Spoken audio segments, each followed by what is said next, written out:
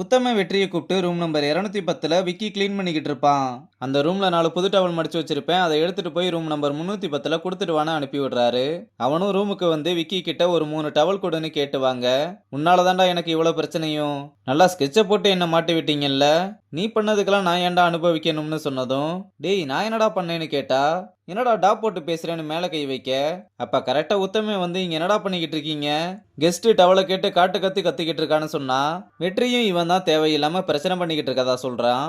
உத்தமனும் டவலை பிடுங்கி நீ எந்த வேலையும் பார்க்க வேணாம், நானே போய் கொடுத்துக்கிறேன்னு வெற்றியை திட்டி அனுப்பிவிட்டு, விக்கி கிட்டையும் நீ ஆல்ரெடி பனிஷ்மெண்ட்ல தான் இருக்க, உன் லிமிட்டை மீறி போனா நெடுமாறன் கிட்ட கம்ப்ளைண்ட் பண்ற மாதிரி ஆயிரும்னு சொல்ல, அவனும் சாரி கேட்டு இனிமேல் இந்த மாதிரி நடக்காதுன்னு சொல்றான். அப்புறம் நம்ம குள்ளனுக்கு இன்னைக்கு பிறந்த நாள்ன்றதுனால எல்லாருக்குமே சாக்லேட் கொடுத்துட்டு நைட்டு பர்த்டே பார்ட்டி இருக்கு, எல்லாருமே கண்டிப்பா வந்துருங்கன்னு சொல்றான். இந்த பக்கம் பிரியாவுக்கு சாக்லேட் கொடுக்க அவளும் வாழ்த்துக்கள் சொல்ல கையை கொடுத்தா, வேகமா அவளோட கையை பிடிச்சு தேங்க்யூ சொல்லிட்டு நைட்டு பார்ட்டிக்கு நீ மட்டும் வான்னு சொல்றான். கடைசியா வந்து நம்ம ரூம் சர்வீஸ் பாய்ஸுக்கு சாக்லேட் கொடுத்தா, நம்ம வெற்றி உன் பிறந்த நாளுக்கு பெருசா பிளான் பண்ணலாம்னு நினைச்சேன், ஆனா நம்ம கம்பெனி இப்பதான் டெவலப் ஆகிட்டு இருக்கிறதுனால எதுவும் பண்ண முடியல, கோச்சுக்காதுன்னு சொல்லிட்டு இப்போதைக்கு இதை வச்சுக்கோன்னு சாக்லேட்டை ஊட்டி விடுறான். பொது இடத்துல எதுக்குப்பா அதை பத்தி பேசிக்கிட்டு, அதெல்லாம் பேசக்கூடாது, சீக்கிரட்டா மெயின்டைன் பண்ணணும்னு எல்லாரும் நைட்டு பார்ட்டிக்கு வந்துருங்கன்னு சொல்லிட்டு போறான். அப்ப வேணி அவனை கூப்பிட்டு, இன்னைக்கு விக்கியை கூப்பிடுவியான்னு கேட்டதும், அடுத்து அவனை தான் கூப்பிட போறேன், நீ ஒன்றும் கவலைப்படாத, ஃபாரின் சாக்லேட்டாவது வச்சு அவனை கூப்பிட்டு வந்துடுறேன்னு சொல்றான்.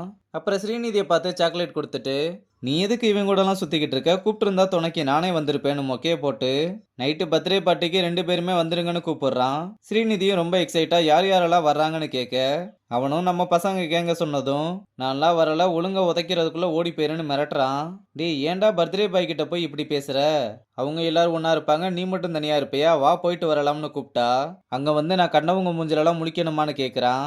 டேய் அவங்க இருக்கிறத நம்ம ஏன் கண்டுக்கணும், நம்ம போறோம் என்ஜாய் பண்றோம் வர்றோம்னு ஒரு வழியா அவனை சம்மதிக்க வைக்கிறா. ஆனா அவளோட பிஹேவியர் எல்லாம் பார்த்தா லவ்ல விழுந்துட்ட மாதிரி தெரியுது, பார்க்கலாம். அப்புறம் நைட்டு பார்ட்டிக்கு இன்னும் விக்கி வரலையேன்னு வேணி ரொம்ப சோகத்துல விசாரிச்சுக்கிட்டு இருக்கும்போது, விக்கி ஸ்ரீநிதி கூட வந்து அவன் பாட்டுக்கு போய் தனியா உட்காந்துக்கிறான். இதை பார்த்து வேணியும் ரொம்ப கஷ்டப்படுறா. அப்ப நம்ம பாண்டியும் வெற்றியும் கிஃப்டோட அங்க வர பாட்டு டான்ஸ்னு பார்ட்டியை கொண்டாட ஆரம்பிக்கிறாங்க. அதெல்லாம் வேடிக்கை பார்த்துக்கிட்டு இருந்த வெற்றியையும் ஐசுவையும் உள்ள இழுத்து விட அவங்களும் உள்ள இறங்கி பசங்களோட சேர்ந்து 4 குத்து குத்துறாங்க. அப்ப ஸ்ரீநிதியோட சேர்ந்து விக்கி டான்ஸ் ஆட ஆரம்பிக்க வேணி பொசசிவ்னஸோட உச்சிக்கே போறா. அப்புறம் வெற்றி தலைவலிக்குதுன்னு பாதிலேயே வெளியே வந்து நிக்க, இதை பார்த்து ஐசுவும் வந்து என்னாச்சுன்னு கேட்க, பார்ட்டிக்கெல்லாம் இதுக்கு முன்னாடி போனதே இல்லைங்க, அதனாலதான் ஒரு மாதிரி இருக்குன்னு சொன்னதும், சொல்ல போனா எனக்கும் பிடிக்கல, நம்ம வேணும்னா வேற எங்கேயாவது போலாம்னு பீச்சுக்கு வந்து கிட்டார் எடுத்து, மேடம் உங்களுக்கு சிங்கர் லாரா தெரியுமா, அவங்களோட பேண்ட்லயே நான் கிட்டார் வச்சிருக்கேன், என்கிட்டயே உங்க வித்தையை கட்டுறீங்களான்னு கேட்குறான்.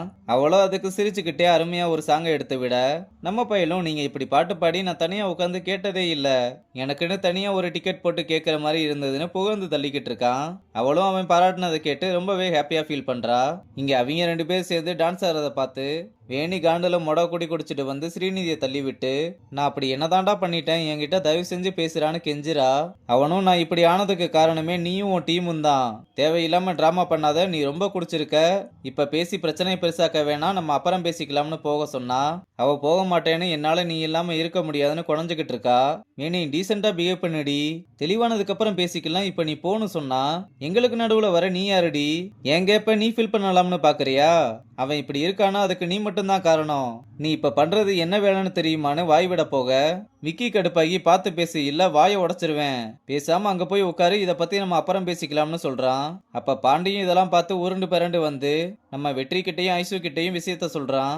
இங்க வேணி என்ன சொன்னாலும் கேட்காம, இந்த சூனியக்காரி தான் உன்னை மந்திரம் போட்டு மயக்கிட்டா, இவளை விட்டு வந்துரு, நம்ம முதல்ல இருந்து லவ் பண்ண ஆரம்பிக்கலாம்னு சொல்றா.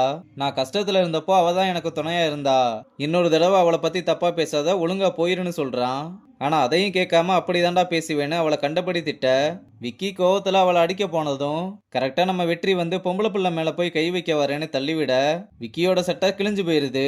விக்கியும் உடனே பார்ட்டின்ற பேர்ல கூட்டு வச்சு அசிங்கப்படுத்துறீங்களா, உங்களெல்லாம் என்ன பண்றேன்னு மட்டும் பாருங்கடான்னு தெரியாம நடந்த விஷயத்த வம்புக்குனே தான் பண்ணாதான் நினைச்சிட்டு போறதோட இந்த எபிசோட முடிச்சிருக்காங்க.